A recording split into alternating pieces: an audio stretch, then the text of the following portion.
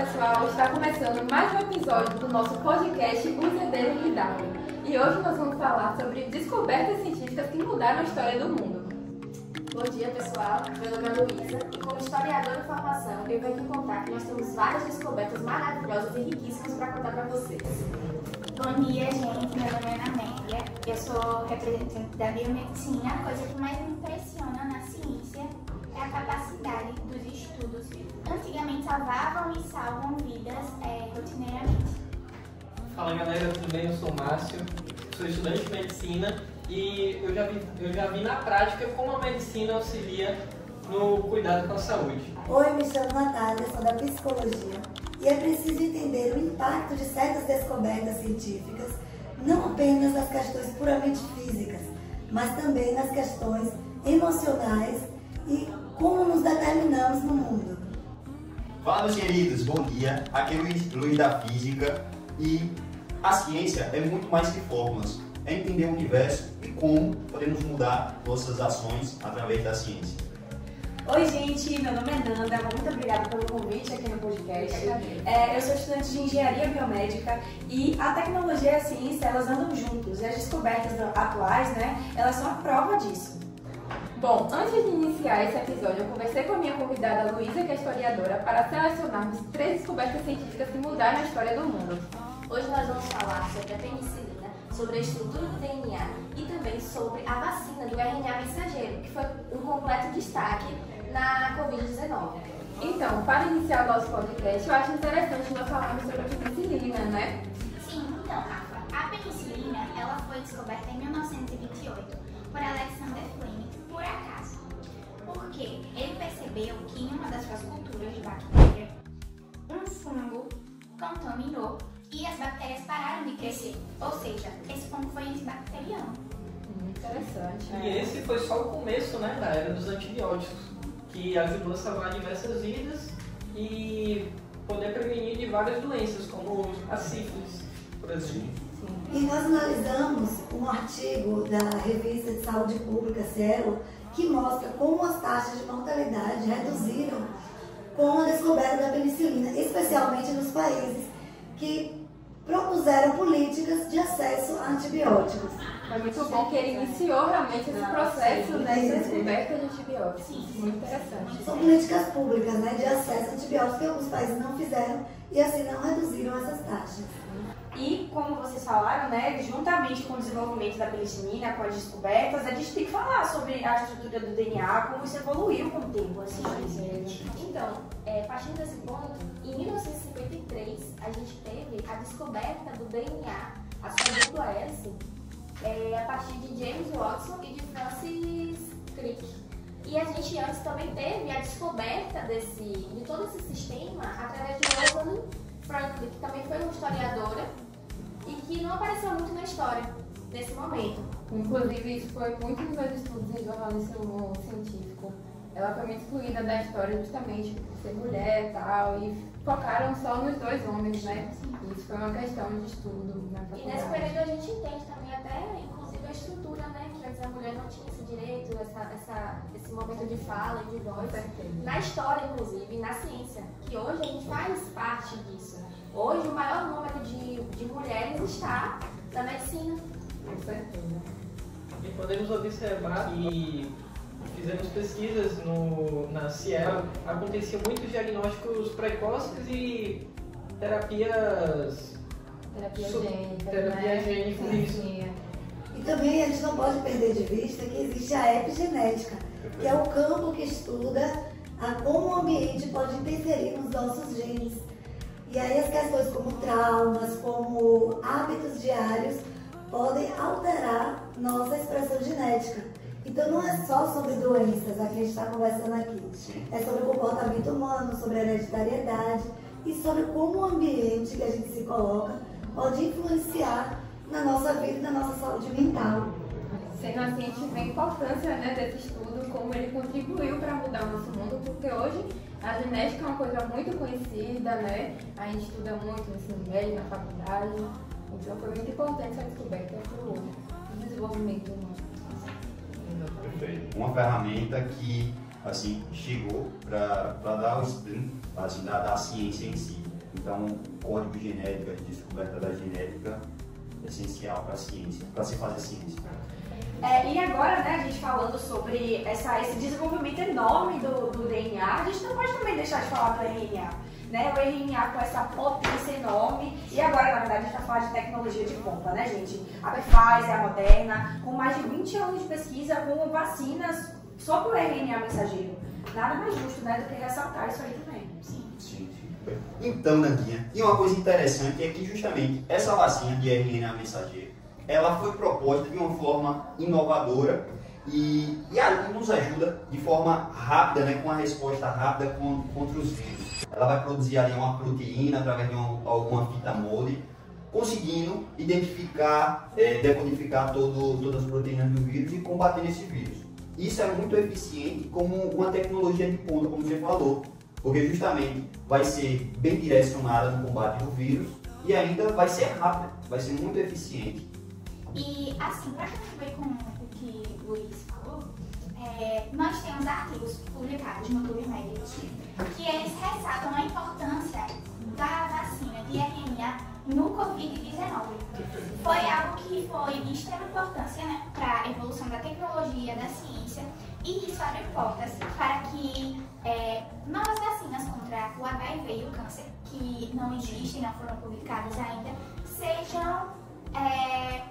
tenham aquele pontapé, sabe, para que possa continuar o desenvolvimento e assim a gente garantir novas inovações e a melhoria da qualidade de vida de todos os seres vivos. Eu acho muito interessante como esses estudos mostram, né, como essas descobertas fizeram uma diferença para o mundo. Então, por exemplo, quando a gente pega a história de cientistas e mais estudos atuais, a gente vê como realmente se criou uma revolução, né?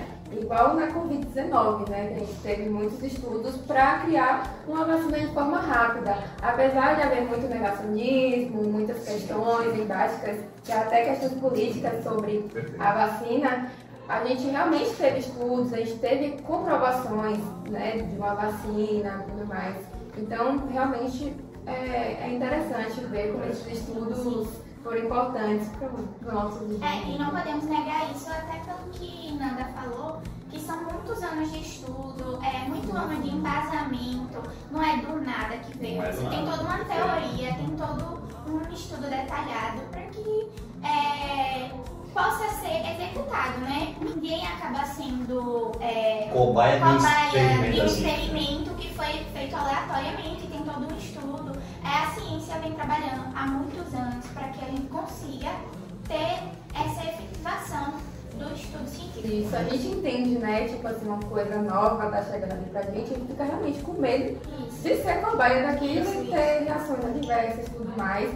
A gente entende, né, que tem essa questão, mas é importante também a gente acreditar, né, nas coisas que a gente vê, porque com essas histórias a gente consegue ver que muitas coisas realmente foram muito importantes para a história, né? Até mesmo como nós falamos anteriormente da penicilina. Se não existisse a penicilina, assim, a taxa de mortalidade ia ser muito maior do que é, entendeu? Então, assim, tem que haver esse aprofundamento no estudo e, assim, a gente tem que criar uma consciência maior de que a ciência ela vem para melhoria, ela não vem para malefício. Por isso a necessidade de se combater a desinformação. Exato. Com mais informações para trazer para a população, para não gerar essa dúvida e esse impacto negativo.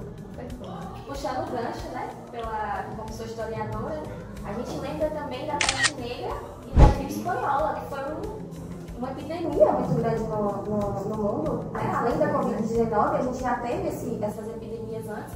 E por conta de não ter um estudo profundo, uma vacina presente naquele período, a gente teve grandes mortes. Então, a gente vem aí, mais uma vez, identificando que é importante a vacinação e a gente está ligado a toda essa parte científica. A gente tinha aqueles tubões, né, pessoal? Você vê até como isso mudou na pandemia de Covid-19. A gente usa aquela máscarazinha mais minimalista ali, mas na época era bem... E até como Luísa falou, da gripe espanhola e a peste negra, eles basicamente devastaram a população inteira. Foram milhares e milhares de pessoas que morreram.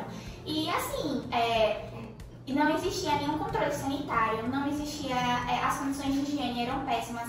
É um gancho que eu puxo frente à engenharia, né? O quanto o desenvolvimento tecnológico também ajuda na medicina, né?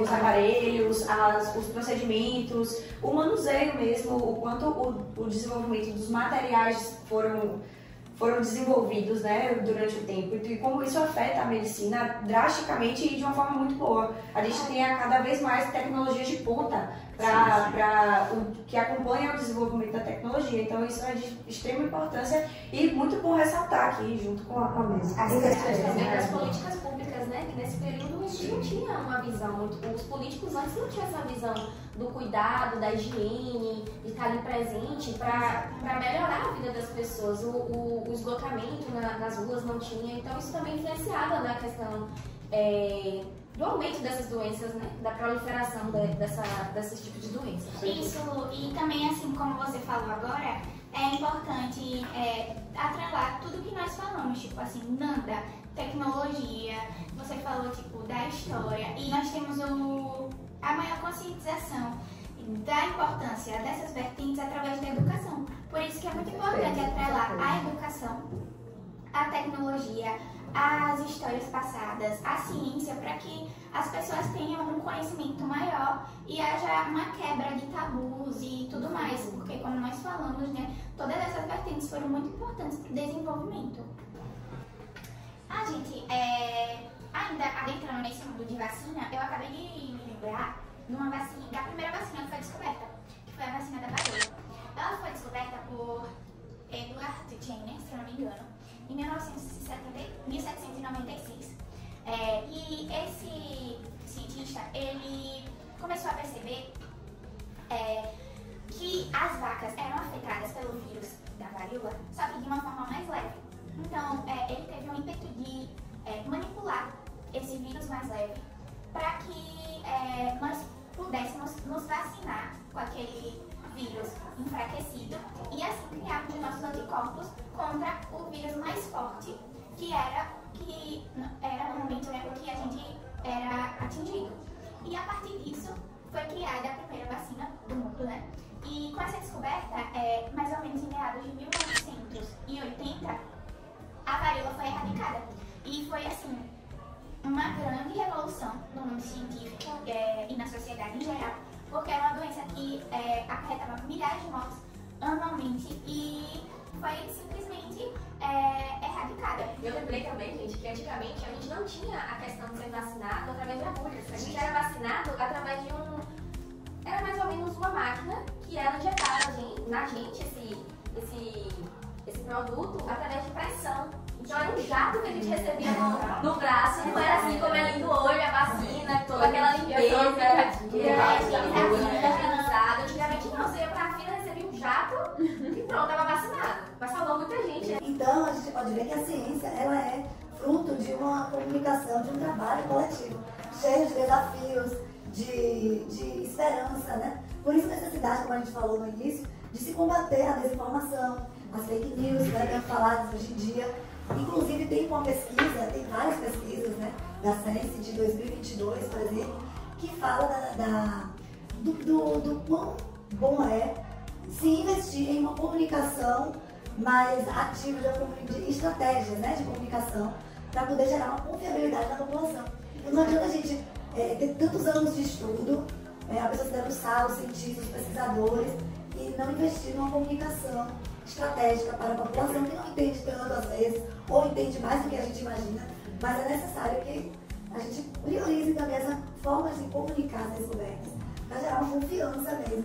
Até porque não adianta você ter vacina, ter tecnologia, se isso não está servindo para a população. Exatamente, precisa ter adesão, né? Tem que envolver toda a população. É importante ressaltar que a ciência está diretamente ligada ao investimento na tecnologia. Isso. E o investimento, eu não digo de monetário, eu digo o investimento de um homem achar que o que está dentro de uma vaca pode salvar a vida de um ser humano, ou que jatos podem entranhar no organismo ao ponto de criarem anticorpos e salvar o organismo como um todo. Então, é um investimento do querer, do saber, da dúvida e do querer melhorar, né, o ser humano, melhorar a qualidade de vida dele e preparar o nosso corpo para os diversos desafios que são enfrentados ao longo da vida. A gente aqui citou alguns desafios que a humanidade enfrentou, né, como a peste negra, como a varíola, como até a chegada do Covid. Então, assim, é muito interessante a gente ver que esse investimento foi feito ao longo dos anos e foi evoluído juntamente com o ser humano. Isso, Nanda, em várias áreas, né? Como psicóloga, a gente pode dizer que é um investimento, como a Nanda falou, que é uma interligação, uma engrenagem perfeita. É preciso ter investimento nos estudos, na capacitação, na tecnologia, tanto em maquinário, em novas descobertas, como também nessa questão da comunicação com a sociedade, no psicológico. Envolve uma entranhada A ciência e a sociedade têm que caminhar juntas, né? A gente tem aí a descoberta da penicilina, mas a gente também teve uso excessivo de antibióticos. Então são dois contrapontos. A gente teve a vacina, mas também a gente teve outras pessoas que fizeram a mudança da estrutura do DNA. Então a gente tem que pensar que sempre a sociedade tem que estar interligada com a ciência. A gente tem que entender, ver a questão da ética moral também de cada um. A gente tem que observar esse lado também da história. Isso que o Luísa falou é muito importante que tanto os profissionais do ramo da ciência, da tecnologia, como a população em si, saibam o conceito de bioética, porque as descobertas biológicas elas andam em conjunto com a ética, não é só porque você tem certo conhecimento que você pode manipular para o que você quiser, não é bem assim. E nós temos várias questões relacionadas a isso, que são crimes, assim, você não pode simplesmente clonar uma pessoa e, enfim, existem várias questões aí. Inclusive, a bioética é uma das descobertas que hoje tem um boom. Hoje você tem bioética em todas as áreas, inclusive na área da medicina, na área da psicologia, em todas as áreas a gente fala sobre bioética. Então é também uma descoberta importante. Inclusive é muito importante também, além de você dar investimento aos estudos dessa área, é muito importante ter investimento também ao acesso à informação, porque não adianta a gente ter vacinas e tudo mais se a gente não tem aqueles dados expostos à sociedade, entendeu? Então é muito importante a sociedade ter acesso aos dados científicos, à transparência, na confiabilidade, na eficácia daquele medicamento, daquela vacina, como ele age e quais são os possíveis efeitos adversos, para que a sociedade possa entender o que ela está ingerindo, o que ela está se permitindo fazer para ela. Isso também a gente pode trazer para a genética, né? Ele tem que ter um conhecimento amplo, tanto no sistema de freios e contrapesos, como a Luísa falou, né? Da gente, com a bioética, é o sistema de freios e contrapesos ali, para não deixar extrapolar questões que não devem ser extrapoladas mesmo, questões humanitárias, questões de saúde, como também o que você trouxe pra gente, que necessita dessa transparência mesmo. Sem contar que é exatamente normal a gente ter todo esse medo, porque tudo isso começou com perguntas. De onde é que surgiu isso? E por isso que existe essa importância da gente poder investir em saúde, investir nos cientistas, para podermos preservar o nosso futuro e nossa saúde, para cada vez conseguirmos ter uma longevidade melhor. Se fosse hoje em dia, por exemplo, o caso que a Ana Amélia trouxe do pus da vaca, hoje em dia a gente acharia, nossa, que loucura e tal, mas hoje em dia a gente é totalmente dependente disso, né? Então surgiu da dúvida, né? Com certeza. E se der certo? E se, né? O e se, ele mudou muita coisa. E naquela época era a única coisa que ele tinha, né? Era a única evidência, era o único meio que ele tinha de entender, Fazer ciência. de fazer. Claro que hoje em dia, né, nós temos muita tecnologia, podemos fazer as coisas de outro jeito. Gente, a contribuição de vocês foi muito importante para a nossa discussão de hoje. Eu amei estar aqui com vocês, viu? Muito obrigada. Valeu. A gente que A agradece. gente agradece, em nome de todo mundo, a gente agradece a oportunidade de estar aqui com essa jornalista maravilhosa e com toda essa mesa aqui que contribuiu bastante para esse podcast. E agora eu acho que nada mais justo do que também saber a opinião de quem está escutando a gente, né? No podcast, escutando, estudando, escutando no trânsito.